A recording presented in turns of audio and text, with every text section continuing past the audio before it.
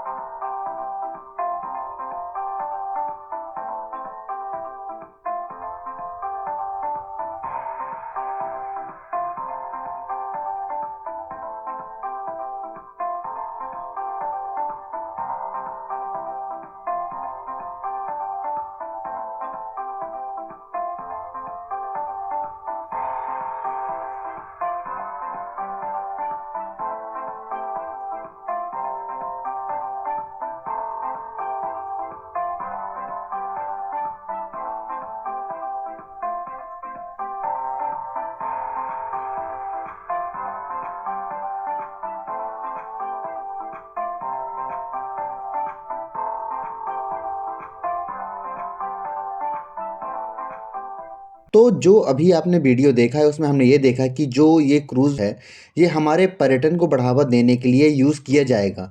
ये हमारे विश्व धरोहर स्थल हैं उनको बढ़ावा देने के लिए और हमारे जो पर्यटन के क्षेत्र में बहुत ज़्यादा विकास लाने के लिए इसको यूज़ किया जाएगा। अगर मैं आपको बात करूँ तो ये जाने कहाँ से वाला है, तो अगर देखिए ये हमारी नदियाँ हैं।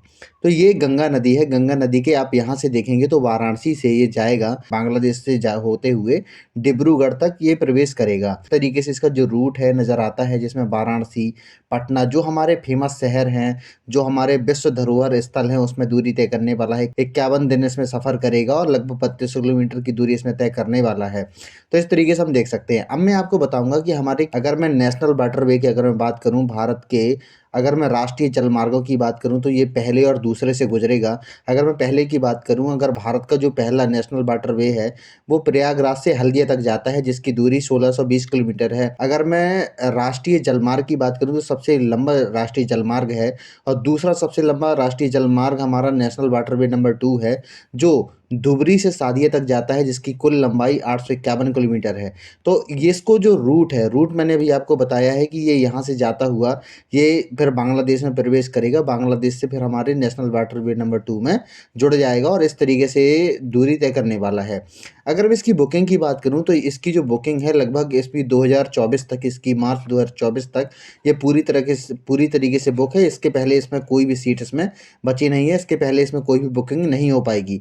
अब मैं इसमें प्राइस भी बताऊंगा कि एक सीट का कितना प्राइस है, और ये दुनिया का सबसे लॉन्गेस्ट रिवर क्रूज है। इस तरीके से हम देख सकते हैं। अब मैं आपको इसमें सारी चीजें मैं आपको बताता हूँ इसमें क्या खूबियां हैं इसके बारे में। अगर मैं आपको बताऊं तो गंगा बिलास क्रूज विश्व का सबसे लंबा रिवर क्रूज है।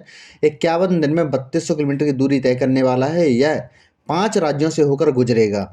इसमें क्या होता है कि आपको मैं ये बताऊं कि 13 जनवरी को गंगा आरती के बाद इसको निकाला गया है। इसके बाद ये बनारस से होकर बांग्लादेश में जाएगा। बांग्लादेश के ढाका से होते हुए असम के डिब्रूगढ़ तक ये सफ़र करेगा। इस पे 51 दिन का टाइम लगने वाला है। यह 1 मार्च को डिब्रूगढ़ पहुंचेगा। इस दौरान क्रूज भारत और बांग्लादेश में 27 नदी सिस्टम से होकर गुजरेगा और जो विश्व धरोहर हैं, वर्ल्ड हेरिटेज साइट हैं, उनसे होकर गुजरेगा। राष्ट्रीय उद्यान हैं, नदी घाट हैं, जो हमारे फेमस स्थल हैं, उनसे होकर गुजरेगा। और बिहार में पटना से, अगर मैं झारखंड की बात करूं तो साहिबगंज से, और पश्चिम बंगाल में कोलकाता से होकर गुजरने वाला है। बांग्लादेश की बात करूं तो बांग्लादेश में ढाका से होकर गुजरेगा। अगर मैं असम की बात करूं तो गुवाहाटी से होकर भी गुजरेगा। और भारत के अगर मैं 50 प्रमुख शहरों की बात करूं तो उनसे होकर ये गुजरने वाला है। इसमें जो प्रमुख शहर हैं अगर मैं उनकी बात करूं तो इसमें जो सबसे जो फेमस शहर है उसमें वाराणसी, गाजीपुर, बक्सर, पटना, सिमरिया, मुंगेर, साहिबगंज, फरक्का, कोलकाता, ढाका, गुवाहाटी, डिब्रूगढ़, इन सब से होकर यह गुजरने वाला है। अब मैं आपको यह बताऊँ, देखिए बांग्लादेश में ये टोटल दूरी तय करेगा, लगभग 1100 किलोमीटर की दूरी यह बांग्लादेश में तय करेगा और यह भारत और बांग्लादेश 2 देशों से होकर यह गुजरने वाला है। इसमें अगर मैं बात करूँ जिसमें कौन-कौन से इसमें पर्यटनों की बात करूँ, जिसमें 33 विदेशी जो मेहमान हैं, 33 विदेशी पर्यटक इसमें शामिल हैं, जिसमें 32 जो हैं स्विस पर्यटक हैं। स्विस का मतलब ये होता है कि जो स्विट्ज़रलैंड के जो पर्यटक हैं इसमें शामिल हैं और एक जर्मन गाइड इनके साथ में है। यह गंगा विलास क्रूज़ यात्रियों को विश्व विरासत स्थलों को भी सैर कराएगा। इसमें बहुत सारी चीज़ें इसमें शामिल हैं, जिसमें इसमें बहुत सारी सुविधाएँ भी इसमें दी जाती हैं, जिसमें जिम, 5 स्टार होटल में जो सुविधाएँ दी जाती हैं, खाने-पीने, रहने की जो सुविधाएँ हैं, जो वहाँ पे इंफ्रास्ट्रक्चर जो बनाया गया है, जिस तरीके से उसको डिज़ाइन किया गया है, उसमें सारी चीज़ इसमें शामिल की गई हैं। या अगर मैं इसकी बनावट की बात करूँ तो यह 3 मंजिला क्रूज़ है। यह 18 लग्ज़री स्वीट्स इसमें शामिल हैं। गंगा क्रूज़ के अगर मैं डायरेक्टर की अगर बात करूँ, राज सिंह इसके डायरेक्टर हैं। यह क्रूज़ भारत में निर्मित की गई है, जिसकी लागत 68 करोड़ आई है। देश भर के कई राज्यों के जो 40 क्रू इसके सदस्य बने हैं। अगर मैं इसकी लंबाई की बात करूँ तो 62 मीटर इसकी लंबाई है, 12.8 मीटर इसकी चौड़ाई है और इसमें पर्यटकों के रहने के लिए 18 स्वीट इसमें बनाए गए हैं और यह 40 सीटर रेस्टोरेंट इसमें शामिल है, जिसमें स्पा रूम है, 3 सनडेक हैं, जो म्यूजिक की व्यवस्था इसमें की गई है। इसमें जो क्या है कि 32 पर्यटकों सहित 80 यात्रियों के ठहरने की जो सुविधा इसमें शामिल है। अगर मैं इसके किराए की बात करूँ तो एक व्यक्ति का इसमें जो किराया शामिल है, एक व्यक्ति का इसमें जो खर्च करना पड़ेगा, लगभग 20 लाख रुपए खर्च करना पड़ेगा। लेकिन यह जो है मार्च 2024 तक पहले से ही बुक है, तो इसमें कोई भी बुकिंग अभी नहीं हो रही है। अगर मैं आगे की बात करूँ, इसकी जो लंबाई है 62 मीटर है, की जो लागत आई है 68 करोड़ आई है। अगर मैं एक बार की बुकिंग की बात करूँ तो इसमें क्या होता है कि एक दिन का जो खर्च है 25,000 से 50,000 इस पे एक दिन का खर्च आता है इसमें रहने का। अगर इसमें टोटल अगर मैं यात्रा की बात करूँ तो 20 लाख रुपए इसका खर्च आ रहा है। इसमें बहुत सारी सुविधाएँ भी दी जाती हैं। क्या होता है कि इको फ्रेंडली भी इसको बनाया गया है। यह मतलब 3 मंजिला यह एक वेसल है। अगर मैं इसको बात करूँ तो यह अलग-अलग सुविधाओं से लैस है, इसमें इको फ्रेंडली इसको बनाया गया है। कचरा जिस तरीके से कचरा निकलता है इसमें, तो उसको निस्तारण करने के लिए एक सुरक्षित जगह में इसको जो कचरे को निस्तारित किया जाएगा और प्रदूषण का स्तर शून्य रखने के लिए इसमें हाई स्पीड डीजल का इस्तेमाल किया जा रहा है। इसमें लगे ऑयल स्प्रेडर्स डीजल को गंगा में जाने से बचाते हैं और क्रूज़ में 60,000 लीटर पानी भरने की क्षमता है, जिससे कहीं भी पानी लेने के लिए हमें रुकना नहीं पड़ेगा। इस तरीके से हम देख सकते हैं। गंगा विलास क्रूज़ की अपस्ट्रीम में जो रफ्तार होगी वो 10 से 15 किलोमीटर होगी और डाउन स्ट्रीम में इसकी जो रफ्तार है इससे दुगनी हो जाती है।